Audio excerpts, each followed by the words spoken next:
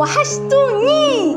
عارفه ان انا اتاخرت وعارفه ان انتوا زعلانين مني، بس السلام عليكم، اهلا بكم في قناه بيبو جيمر. النهارده هجاوب على اسئله متابعيني، وقبل ما ابدا لازم ان احنا نصلي على النبي ونشترك في القناه ونفعلوا الجرس وندعي لاخواننا في غزه ربنا ينصرهم. اولا انا عجبتني جدا فكره ان انا اقول لكم حاجات عني، وعموما كده انتوا تعرفوا حاجات كتير جدا عني الفتره الجايه، لكن انا هجاوب حاليا وبعد كام بعد فتره. عموما احنا لو وصلنا ل 500 او 1000 في فتره معينه قبل نهايه السنه دي، في حاجه حلوه بجد انا هعملها، فانا مستنياكم ان انتوا تعملوا ده، وانا فرحانه جدا ان انتوا وصلتونا ل 75 مشترك، وشكرا ليكم. نبداوا في الاسئله على طول عشان ما اضايقكوش ولا اتبرد عليكم شويه. سالوني كم عمري. انا يوم 12/3/2010 انا ولدت، فيوم 12/3 الجاي انا هكمل 16 سنه. حاليا انا 15 قول كده ونص، زيادة عن النص بشوية، وانا في تانية ثانوي. هتقولوا لي ازاي وانتي صغننه؟ هقول لكم ان انا دخلت بدري سنه، ده كده كانت حكمه ربنا ان انا ادخل بدري سنه قبل ما يتعمل نظام البكالوريا ده. ما اعرفش اذا هو صح او لا، لكن اللي حصل ان هو كويس والحمد لله. حاليا هم بيبوظوا في الثانويه العامه اللي انا فيها حاليا، لكن والحمد لله هي كده مفيش حاجه بتحصل غير وربنا عامل لنا ان ده هو الكويس لينا اكيد. فانا مش فارق معايا بصراحه جدا، لكن اللي كان فارق معايا بجد انه حاسه ان في ضغط عليا، لكن الحمد لله وربنا كده ما بيجيبش حاجه غير انه بيجيب معاها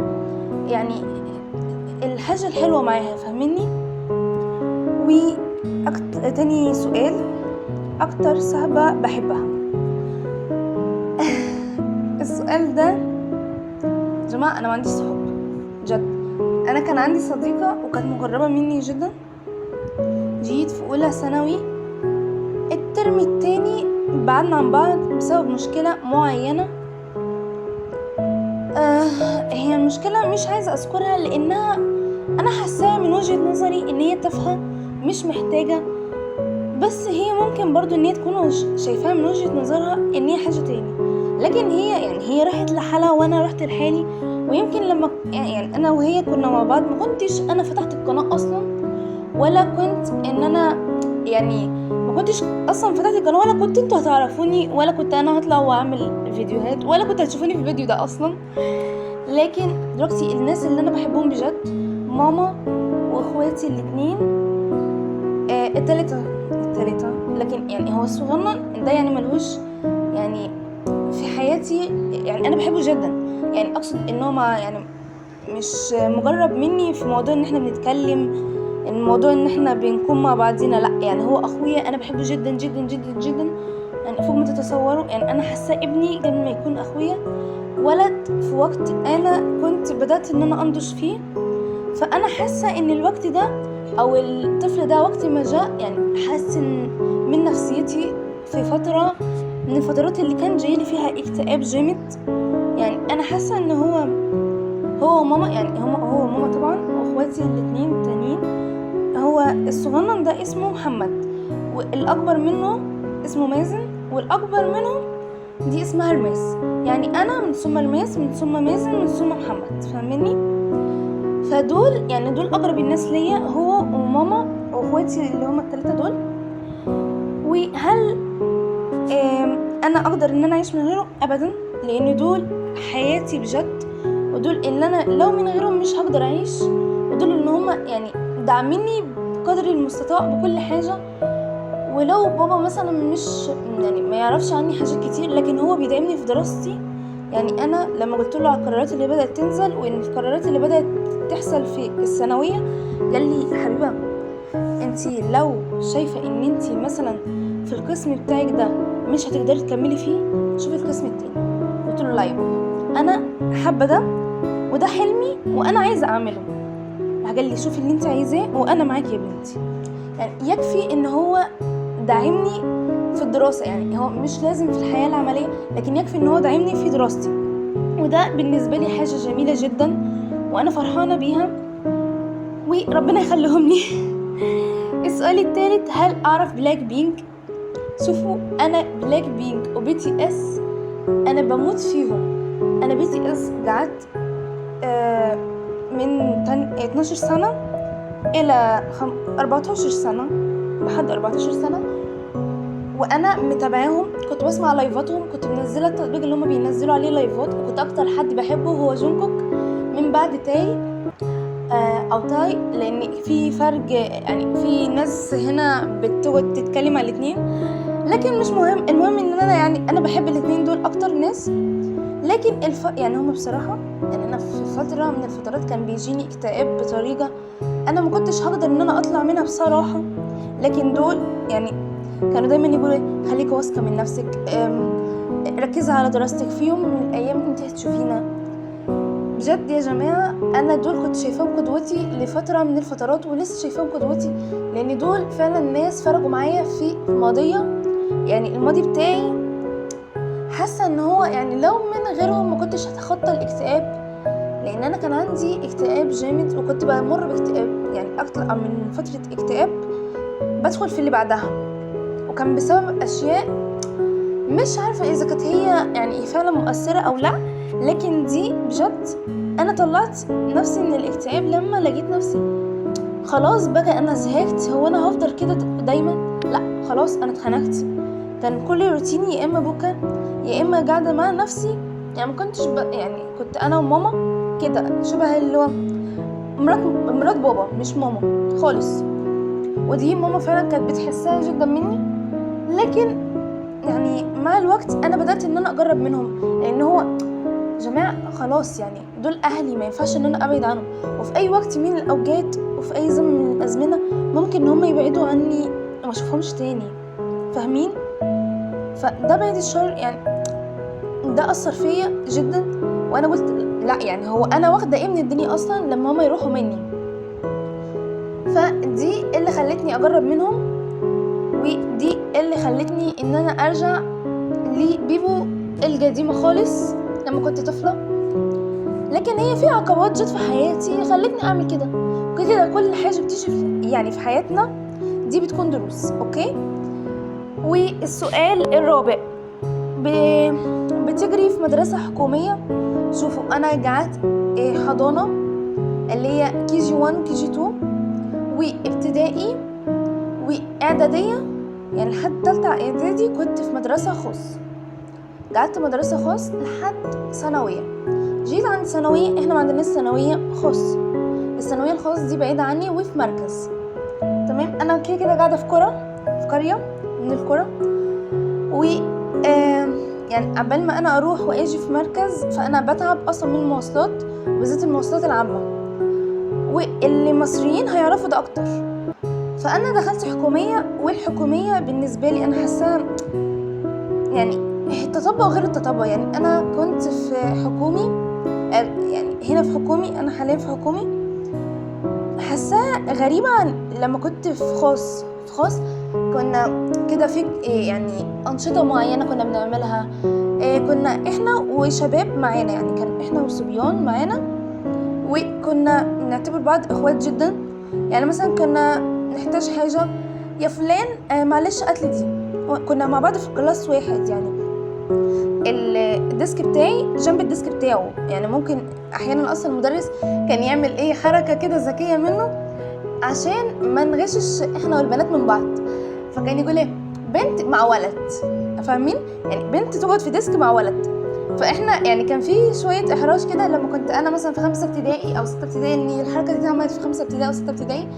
فانا كان في شويه خجل عندي، ان هو انا اصلا ما كنتش بتكلم مع صبيان كتير، يعني انا ما كانش عندي ان انا اتكلم مع صبيان كتير. فالخجل اللي عندي ده يعني هو كان قاعد من جوه، الولد ده كان قاعد من جوه جدا، كان لازق في الحيطه حرفيا، وانا كنت شاكه منه وهجع من على الديسك.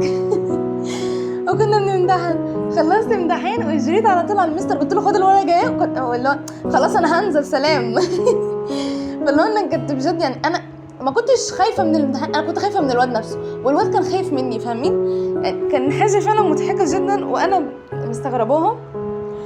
لكن الحمد لله. ولكن هنا في ثانويه حكومي دي يعني بيبصوا لكم الشباب ان انتوا حاجات كده اوف بتجرف منها. يعني ممكن انتي مثلا عديتي رقمك بنوته صاحبتك عادي، احنا كنا بندي ارقامنا، كنا في جروب اصلا احنا والشباب، يعني ما فيش اي كلام. وكنا لما بنحتاج حاجه مثلا يعني نكلم بنوته معانا في الكلاس، يا اما نكلم ولد معانا في الكلاس عادي. اما احنا حاليا في ثانويه لو عطيتي مثلا رقمك لبنت ممكن ان هي تديه لاي ولد، والولد ده يديه مثلا لصاحبه ويتصل بيكي. حاجه بجد مقرفه جدا جدا. واللي في حكومي وكان مجرب خاص ودخل حكومي يعني هيعرف الموضوع ده. وده انا يعني واجهت مشكله كبيره منه في اولى ثانوي، ولكن الحمد لله يعني تخطينا كل المشاكل وتعلمت منها دروس. وندخل على السؤال الخامس، ايه هو هدفي الاساسي؟ اذا كان هدفي التعليمي فانا نفسي ان انا اطلع اكبر مبرمجه او اشطر مبرمجه. يعني انا نفسي ادخل برمجه وادخل في الذكاء الاصطناعي. انا بحب الموبايلات، بحب ان انا احنكش كده فيهم، ومعنى كلمه احنكش يعني ادور والعب في الموبايلات. ويعني انا بحب البرمجه، بحب الحاجات الجديده الحديثه كده في الذكاء الاصطناعي كده، فاهمني؟ ولكن لو في الحاجات مثلا قناه اليوتيوب اللي انا عملتها وكان هدفي من زمان جدا جدا، وده انا قلته يعني لصحباتي اللي كانوا معايا ولكن الان مش معايا والحمد لله، لاني حصلت لي مشاكل بسببهم والحمد لله. يعني انا بعدت وهما بعدوا وقدر الله ما شاء فعل. ايش صار يعني هدفي الاساسي بقى في القنوات، انا على المدى البعيد انا هعمل قصص كده فيها مجمل في الاخر، ودي اللي انا ببني عليها تخيلي. لكن مش هعملها حاليا في الثانويه، لان في قرارات نزلت هتخلي الضغط عليا بدل ما كان هيكون خفيف شويه هيكون تقيل. فانا مش عايزه اتجل على نفسي حاجتين، يعني هيكون عندي قناه جيمنج وقناه قصص، فهيكون انه انا لازم اواظب على الاثنين، لان انا لو ما نزلتش باستمرار هتنسى. الحاجات دي فعلا بتخليكي ان انت لو ما نزلتيش باستمرار الناس هتنساكي. فانا مش هضغط نفسي حاليا، يعني انا هخلي مثلا يومين في الاسبوع بنزل فيه جيمنج تمام جدا، وهخلص باقي الاسبوع. يعني انا بحاول حاليا الفتره اللي انا بعدت فيها عنكم دي انا كنت بظبط فيها جدولي، بحاول ان انا اظبط يومي. هو انا ما ظبطوش تماما بس انا بحاول ان انا اظبط فيه تماما بحاول ان انا اظبط فيه شويه يعني، وبحاول ان انا ادخل حاجات صحيه في حياتي. فادعولي وانتوا بجد يعني حاولوا ان انتوا تعملوا جلو اب في حياتكم. يعني انا مش طالعه مع ترند، لا، هو حاجات كده لازم ان احنا فعلا يعني الناس كلها بتبص لحياتها، ما احنا نبص لحياتنا. يعني هو مين هيجي يعدلها لنا ما احنا مش هنعدلها لنفسنا، فاهمين ده؟ و السؤال السادس، امتى فتحت القناه؟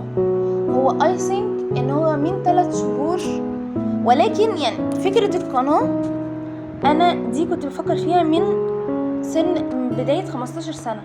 يعني لما كنت 12 او كمان قبل 12/3 اللي هو يوم عيد ميلادي كان قبليها، انا كنت بفكر ان انا اعمل قناه ايه. انا مش عارفه ساعتها، يعني انا ساعتها ما كنتش عارفه اعمل قناه ايه، بس اللي كنت انا عايزه اعمله في الاول قناه قصص. بعدين انا يعني بابا ما يعرفش بصراحه، يعني انا ما قلتلوش على موضوع القناه، لكن هو الدعم بصراحه اللي كان معايا واللي خدته مشورته في القناه وماما وافقت معايا وجايت لي اعملي القناه يا حبيبه واعملي اللي انت نفسك فيه وانا مش منعاكي. لكن لو شفت ان انت غلطتي في يوم في القناه او غلطتي يعني في حاجه غلط انت عملتيها، يا اما هنصحك يا اما يعني لو الغلط بسيط هنصحك، لو الغلط كبير لا يعني هنقفل القناه وكده، فاهمين؟ لكن انا الحمد لله يعني ما بغلطش، ما بسيئش لحد، والحمد لله يعني كل التعليقات يا اما بتكون تشجيع ليا يا اما بتكون نصيحه. اذا كان الصوت او اذا كان الصوره انا عارفه اني ده واجهت مشكله فيه في الاول والحمد لله يعني دلوقتي انا بحاول ان انا اظبطها. كده هجيب ميكروفون عشان الصوت يكون واضح اكتر، بس مش الفتره دي، لان الفتره دي انا في حاجات كتير مغوشاني، فانا بحاول ان انا اظبط حاجتي واحده واحده. لو خيروني الماضي او المستقبل، شوفوا، هو الماضي انا اتعلمت منه دروس كتير بصراحه، ومهما اتعلمت انا شايفه ان في كتير جدا انا لسه ما اتعلمتهوش. يعني في كتير جدا انا شايفه انه لا، لسه في حاجات كتير انا ما اتعلمتهاش في حياتي. يعني انا ما الا 15 سنه، يعني في كتير جدا هيمر عليا، وفي كتير دروس جدا هتيجي قدامي. فانا لا، يعني لو مش يعني لو خيروني ارجع للماضي او المستقبل، هطلع للمستقبل. هتقولي لي ليه؟ انا خلاص خدت دروسي من الماضي وبتحاول ان انا اتعلم منها. هطلع للمستقبل لاني عايزه اشوف نفسي النسخه اللي انا بحاول ان انا ابنيها حاليا. وممكن كمان يعني ما اطلعش للمستقبل، لا، يعني انا ممكن ابقى في الحاضر. يعني انا لو نفسي ان انا ابص نظر كده للمستقبل واشوف انا هكون ايه، وايه الحاجات اللي ممكن اقع فيها تمنع احلامي ان هي تتحقق. لكن لو ما عنديش الخيار ده، فانا هقعد وهبني في مستقبلي وهبني في حياتي الجايه وهفضل في الحاضر بتاعي. تمام. اكتر فاكهه بحبها دي المانجا، يا بوي، عشقها. المانجا دي انا لو جابولي مزرعه، حديقه كامله لمانجا، انا هقعد فيها، انا هخلصها. شوفوا، انا هخلصها حرفيا. لكن الحاجه الوحيده اللي في المانجا مش حلوه ان هي الاملاح، وانا اصلا يعني انا احيانا باكل املاح، حاجات مالحه شويه، فده بيبقى عندي شويه الاملاح. لكن بحاول ان انا اخلي الميه عندي مواظبه. يعني انا بحاول ان انا اخلي مثلا لترين في اليوم اشربهم او اكتر. يعني لو على ما قدرتي ان انا اشرب اكتر فيا ريت، يعني ده حاجه جامده جدا يعني كده تتباس. ومن بعد المانجا فهي في الفراوله، بحبها برضو، لكن المانجا اكتر طبعا يعني. مين شجعني افتح القناه؟ ماما واخويا اللي هو مازن. اختي ما كانتش معايا في الموضوع شويه، هي ما بتحبش السوشيال ميديا، يعني بتحب ان هي تسمع بس. واولا يعني هي ما بتسمعش يعني فيديوهاتي خالص، ما بتسمعهاش. لكن انا بحبها بجد، انا بحب كل واحد من عيلتي حب انا مش هقدر ان انا اقوله لكم او اوصفه. يعني ده الحب بجد في قلبي، وبحبهم جدا. يكفي ان هم معايا في كل خطوه من حياتي، وبحبكم وبحب المتابعين بتوعتي ان هم بيشجعوني برضو. فانا بحبكم جدا. السؤال اللي بعده، لو خيروني العسل او السكر؟ انا السكر مش بحبه جدا، يعني انا بحب التحلية، لكن اللي بحبه بجد العسل، بعشقه. وبالذات العسل الابيض، يعني العسل الابيض ده النقي بعشقه. بعشق اللبان بتاعه ده اللي بتبقى خلية النحل كده، بيبقى فيها حاجات مش عارفه، بس هو بيكون اسمه البان. ما اعرفش اذا عند الناس تانية اسمه حاجه تاني او لا، لكن هو ده اللي اسمه اللي انا اعرفه بصراحه. بيكون كده بيتمضغ ويبقى طعمه جميل، بيبقى كده مليان عسل وحاجات حلوه. وبحب العسل لانه مليان فوائد. وبرضو هقول لكم حاجه انا كان نفسي اعملها، ان انا افتح قناه اقول لكم فيها يعني روتيني اليومي في المدرسه، او روتيني اليومي في اي يوم. وان الحاجات اللي انا بجد عايزه اقولها لكم، او اخلي البنوتات الصغيرين اللي هم اصغر مني يعرفوها، ان هم يحطوا حاجات معينه في حياتهم، حاجات تخليهم بجد يعني تكون، يعني مثلا لو واحده مثلا سمينه شويه، ابدا يعملي تمارين. مثلا واحده عندها حاجات في ملامحها مش حباها، ابداي مثلا اعملي ظبطي من نفسك. عندك مثلا حاسه ان انتي مكركبه، ابداي اكتبي افكارك في نوتة. انا بجد بدات اعمل الحاجات دي الفتره اللي فاتت دي، وحسيت ان ايامي بدات تخف شويه من الضغط. يعني انا كنت دايما تفكيري كنت ممكن اتعب او يجيلي اكتئاب بسبب التفكير الزايد. وانا عندي واحده، يعني انا واحده من الناس اللي عندهم تفكير زايد جدا. لكن انا لو انصح بنوتات فان هم يبطلوا التفكير الزايد بجد، لان ده بيتعب النفسيه وبيتعب الشخصيه وبيتعب كل حاجه.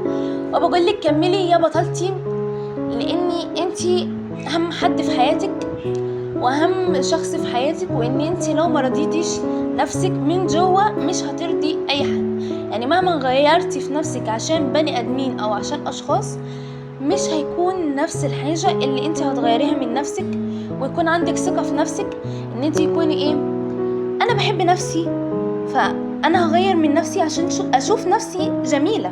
فاهماني؟ يعني بالذات ان انت تشوفي نفسك جميلة غير ان انت بتعملي الحاجة دي عشان الناس تشوفك جميلة. فاهماني؟ دي فرق شاسع جدا، واتمنى كل البنات يعني تفهموا ده. وندخل على السؤال اللي بعده، وانا مش عايزه اطول معاكم في الفيديو لكن حاسه ان هو طول. هو السؤال اللي بعده، اكتر ماده بحبها واكتر ماده بكرهها. اكتر ماده بحبها واللي انا كنت بحبها كانت العلوم، يعني قبل ما تتقسم لفيزياء وكيمياء واحياء. انا كنت بحب المسائل، بحب الحاجات اللي لها دعوه بالطبيعه، اللي اي ثينك ان هي جيولوجيا واحياء فيها حاجات يعني في الانسان، دي انا بحبها. يعني مثلا الجسم، حاجات بيتم فرزها، الكبد مثلا ايه امراضه وازاي نعالجه، السرطان والعياذ بالله من اي حد عنده سرطان. يعني بحب ان انا ادخل في الحاجات دي. ولكن برضو انا بحب اسمه ايه ده، البرمجة. بحب الحاجات ودي انا اكتشفتها مؤخرا ان انا بحب الحاجات دي. يعني انا بحب، ايوه انا كنت فاكره ان انا بحب الموبايلات، بحب التكنولوجيا. بعدين كده قعدت مع نفسي، طب انا ما في حاجه اصلا اسمها برمجه، طب ما انا ادخل في البرمجه دي. هي في كورسات على النت بس انا مش يعني حاسه ان وقتي ضيق شويه، لكن انا بحاول اوسع فيه بقدر الامكان. وباذن الله يعني انا هشوف ايه الحاجه اللي انا بحبها. والكليه اللي انا نفسي ادخلها هي كليه برمجيات، وباذن الله ادخلها. والسؤال الاخير واللي هنختم بيه الفيديو ده، ايه اكتر حاجه بحبها وايه اكتر حاجه بكرهها؟ الحاجه اللي بكرهها انا هبدا بيها الاول. الحاجه اللي بكرهها ان حد يضغط عليا او يخليني اعمل حاجه غصب عني، دي اكتر حاجه بكرهها. او ان هو يفرض سيطرته عليا بالمعنى، يعني دي بتخليني ان انا اكره الشخص اللي قدامي حرفيا. لو انا ما بحبش حد يعني انت لو حببتني في يعني في الفكره بتاعتك في الحاجه اللي انت عايزني انا اعملها، دي انا بحبها جدا. وهتلاقيني من غير انت مثلا من غير ما انت يعني تضغط عليا، لا هتلاقيني ان انا مثلا ايه قلت لك تمام مش انا هقوم هعمل الحاجه دي. يعني زي ما ماما امبارح، يعني ده اقرب مثال، امبارح يعني قالت لي قومي اغسلي الصحون اللي هي المواعين عندنا في مصر، بس عشان في ناس هنا بره مصر فمش مهم يعني. قالت لي قومي اغسليهم، قلت لها تمام. انا قبل ما خلصت انا قمت صليت اول حاجه، وبعدين قمت عملت كام حاجه تاني ودخلت عشان انام، لاني لقيت الساعه 1 الا. فماما بتقولي يعني ما غسلتيش الصحون؟ قلت لها يا ماما ما انتي عارفه شوفي الساعه كذا، وانا المفروض ان انا بصحى بدري عشان انا بحاول ان انا انظم يومي. قالت لي انا عمري ما شفتكيش ان انتي تعملي حاجه كويسه. عارفين انتوا المامهات دول، عارفين يعني كده ماما وبتعمل كده، اي ام في الدوله في العالم في الكوكب بتعمل الحاجات دي. مش مهم بقى، المهم يعني انا ما بحبش حد ان هو يجبرني على حاجه. انا لو من نفسي برضو، انا مثال تاني امبارح، انا لما لقيت نفسي فاضيه قبل الدرس كنست الصاله، لقيتها مثلا مطربه شويه فقلت اكنسها قبل ما انزل الدرس، كده لسه الدرس عليه شويه، وكنستها ونزلت. بس ماما ما كانتش موجوده وما شافتش ده، فهي فاكره ان انا ما عملتش حاجه في اليوم. عموما انا دخلتكم في مشاكل، بس يعني انا بوديكم مثال. يعني انا الحاجه اللي بحبها والحاجه اللي انا بكرهها ان حد يجبرني ان انا اعمل حاجه، واللي بحبها ان هو حد يحببني في حاجه.